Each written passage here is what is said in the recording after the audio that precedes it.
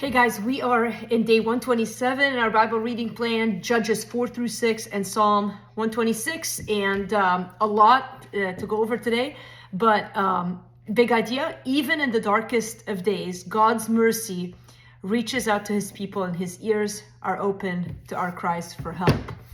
The people of Israel did not do things well. In fact, as soon as they got the victory, didn't take long before they deviated from the way that they were supposed to go. So chapter 4, verse 1, the people of Israel again did what was evil in the sight of the Lord. And we're going to get used to this statement because it's going to come up again and again in the book of Judges and in the entire Old Testament for that matter.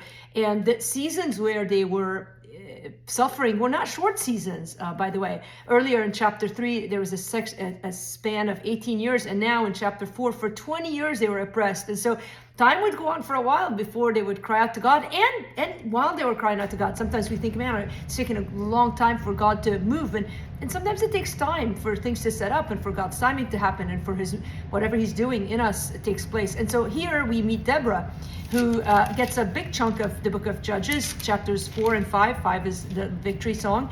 But in chapter 4, she, by the way, describes herself as the mother in Israel and really inspiring judge. She ruled, she led the people of Israel and in all but the military capacity. And when this man came to her, the king and or the leader, and wanted to gain victory, he wanted her to speak the word of the Lord. She said, okay, you're going to get victory, but it's going to come through a woman. And the insinuation that you might think is that it was going to come through her, but it didn't. It ended up coming through the wife of Heber. Her name is Jael. And this whole story is crazy. First of all, God has already defeated him, but then he shows up to the tent. Women had separate tents in that day than the men, and this woman kills him with a tent peg. And I know some of you might have found it a gory story, although after chapter 3, where the left-handed man killed the fat man with a knife, this one, you know, again, they're equally gory in this sense, but I'm smiling because I think people underestimate women sometimes, and not because I think gory is good,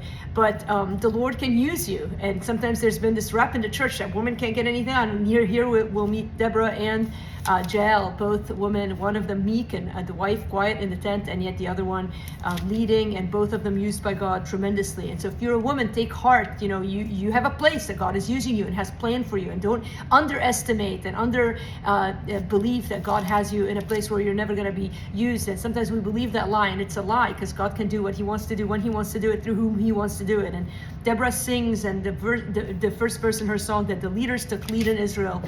This is really a call to leadership. If you have a leadership gift, take the lead.